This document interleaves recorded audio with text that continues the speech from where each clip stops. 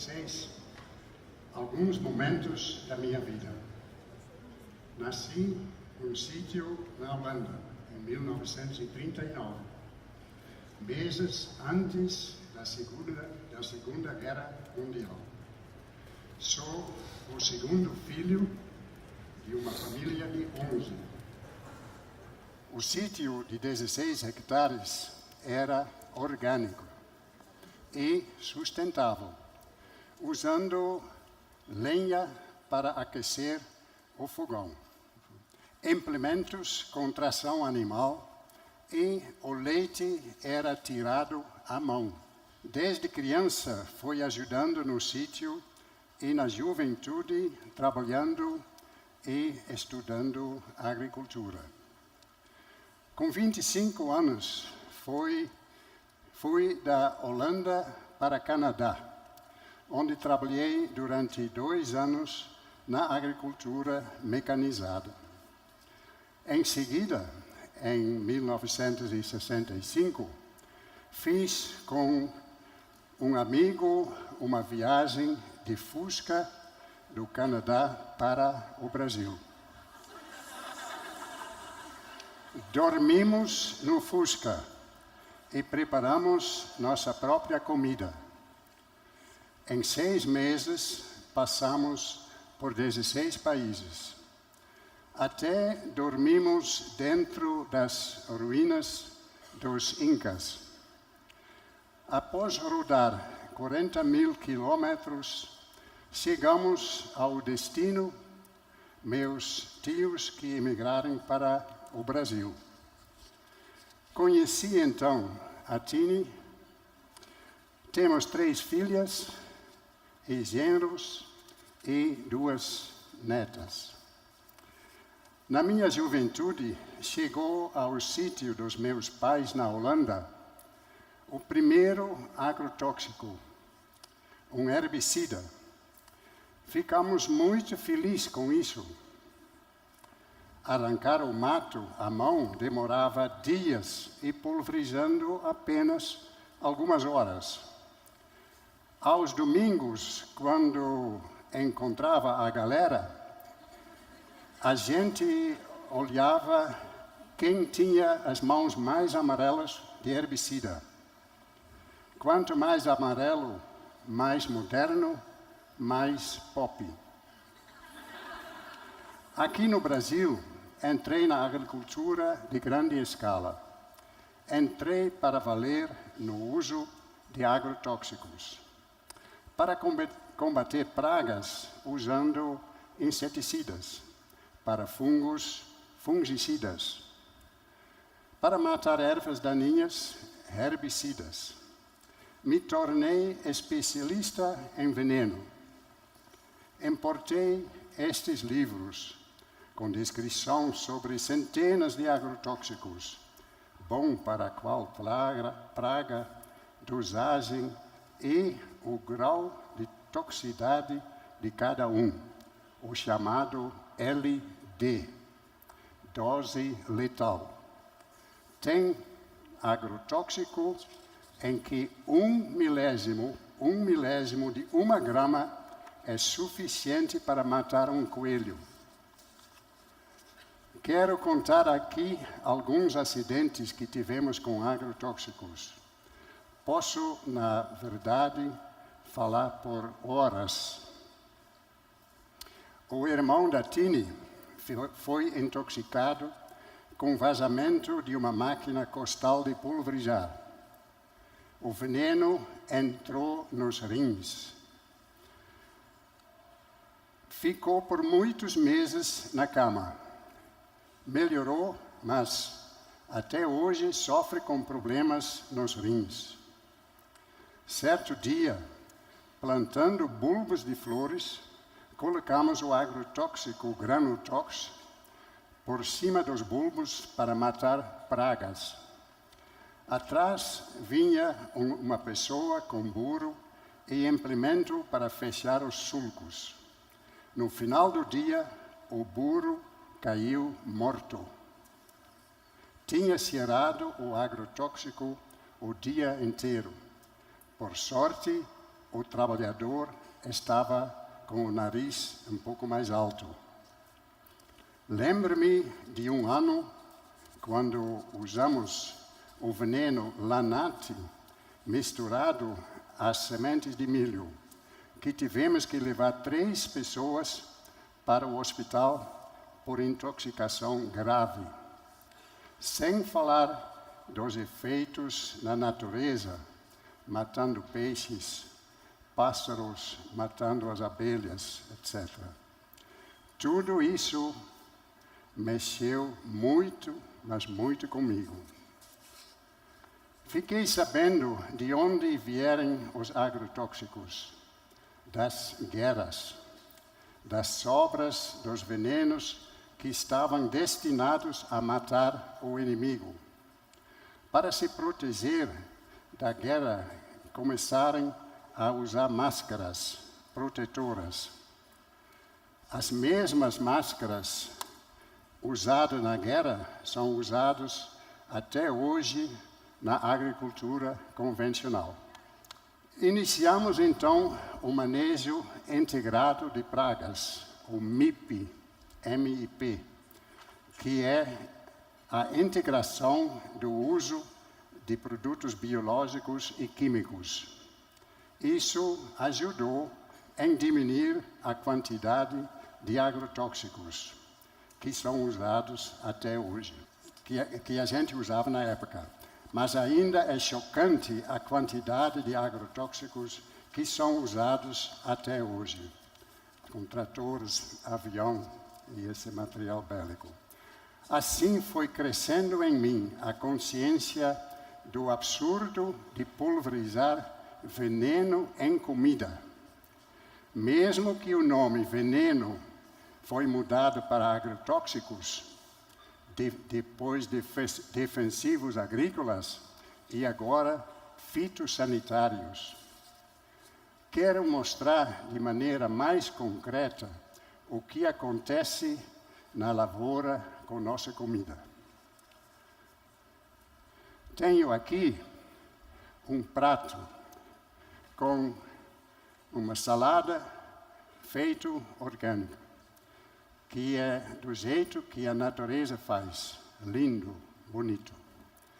Aqui eu tenho um veneno. Aí eu vou mostrar o que acontece com isso.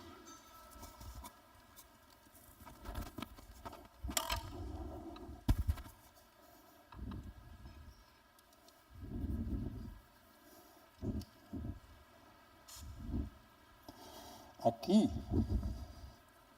eu usei só a dose permitida, dentro das normas. Agora eu quero ver quem quer comer essa comida. E apenas continua 90% do povo está comendo isso.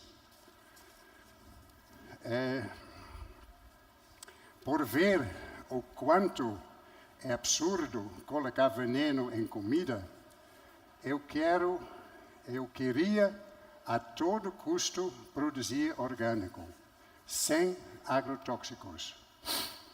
Ainda mais pensando nas crianças. Tomei então a decisão de fazer uma mudança radical em minha vida. E assim começamos em 1981 o sítio A Boa Terra. Quero estar no lado da vida e convido todos os consumidores, produtores, agrônomos, empreendedores, médicos, pesquisadores, universitários, a indústria química e alimentícia a abraçar o grande desafio de construir juntos o mundo que tanto sonhamos. Tenho certeza que somos capazes. Desejo saúde para todos vocês e vida para o planeta. Muito obrigado.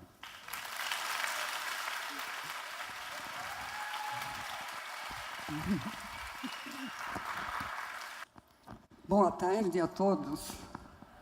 Gostaria também de partilhar com vocês alguns momentos marcantes da minha vida, que têm uma ligação com a terra e com aqueles que nela trabalham. Em 1959, vim aos 11 anos com meus pais e 10 irmãos da Holanda para o Brasil, em Olambra. Motivo alegado: no Brasil tem mais terra para produzir do que na Holanda. E filho de agricultor, naturalmente, vai ser agricultor. Fomos produzir.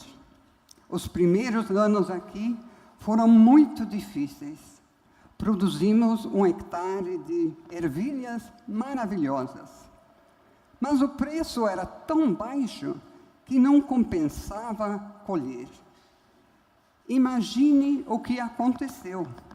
Minha mãe, que não era de desperdiçar alimentos, fez a gente comer ervilhas como prato principal todos os sábados durante anos.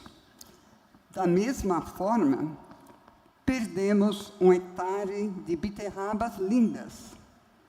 Em lugar de vender e entrar um dinheiro, tivemos que passar o arado e enterrá-las sem proveito. Agora, 60 anos depois, vejo que estas coisas continuam acontecendo ao nosso redor, na região de produção de hortaliças onde moramos. Pequenos produtores parando porque não tem mercado, isto é, tem excesso de produção. O consumidor feliz com os preços baratos no supermercado. Ele não sabe a tristeza que dá ter trabalhado durante meses, ter investido o dinheiro que tinha e não tinha, e ficar no prejuízo.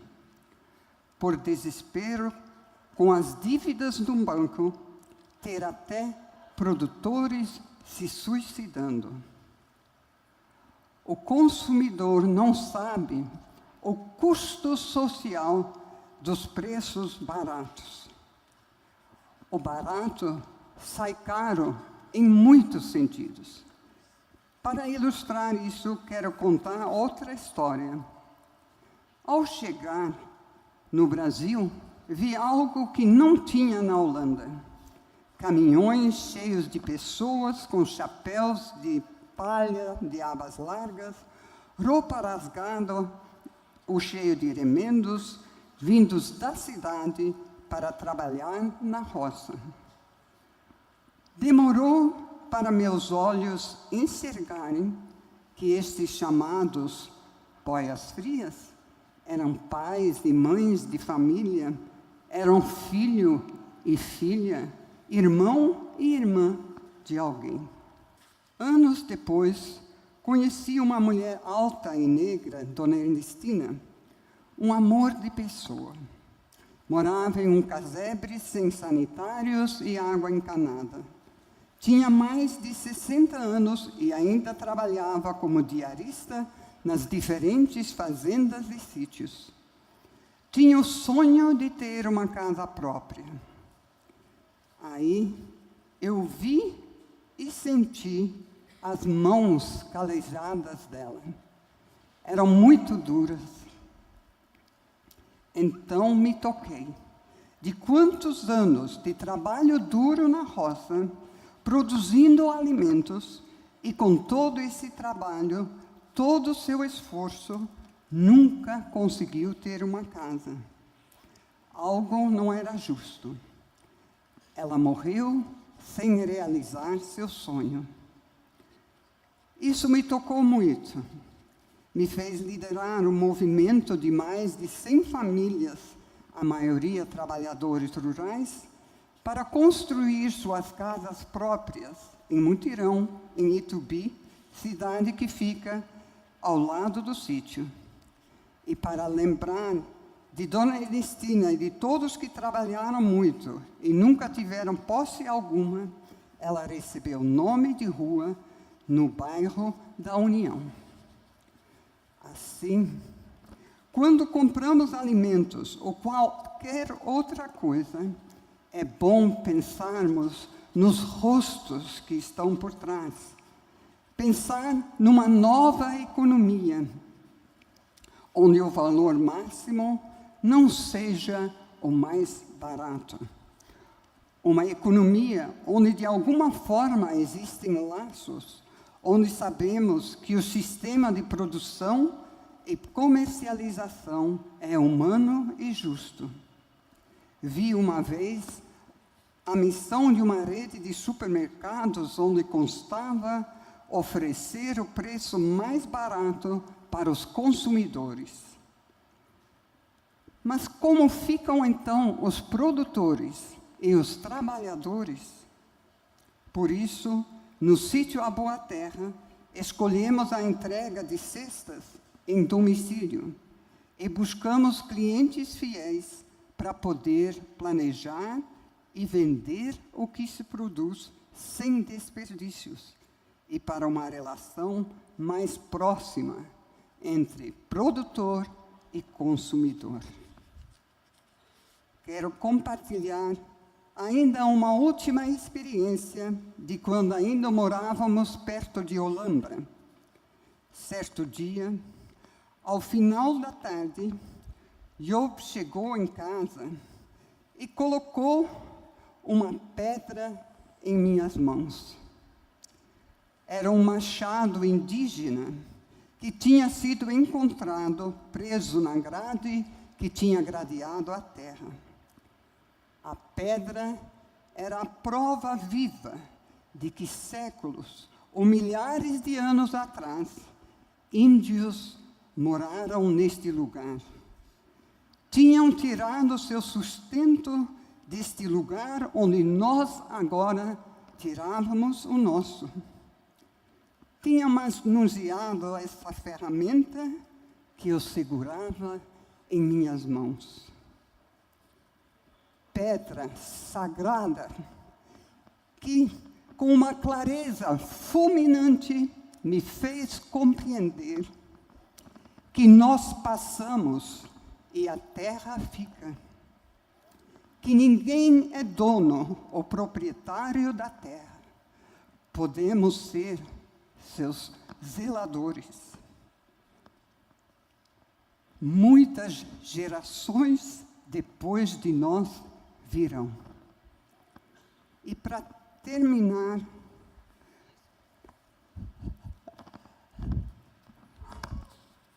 não. Para terminar, eu quero ainda falar. Sim, meu Deus, desculpe. Por isso, e por tudo que o Job falou e mostrou, fica claro que precisamos de uma nova economia. Uma economia franciscana, com aquela percepção de que tudo e todos, o solo, a água, as plantas, os animais, as pessoas, são nossos irmãos e irmãs. Infelizmente, nossa querida terra, com tudo e todos que vivem nela, está sendo sacrificada pelo preço mais barato. Alimentos saudáveis, pessoas felizes e a natureza preservada têm muito valor. E agora, para terminar, gostaria de falar um poema que eu fiz muitos anos atrás, expressando meus sentimentos para com a terra. A boa terra, bendita terra, dádiva do Criador, terra que com o nosso labor dá raiz, dá fruto, dá flor. terra que está aí desde a criação, terra que deu aos nossos antepassados o pão, terra que hoje produz o nosso alimento, terra que às futuras gerações deve dar o sustento, terra da qual o lavrador deve ser o zelador, terra cuja tarefa nunca termina, terra na qual a semente germina, terra que faz a planta crescer, terra sem a qual não se pode viver, terra que é dos meus e dos teus, terra que é herança de Deus. Muito obrigada.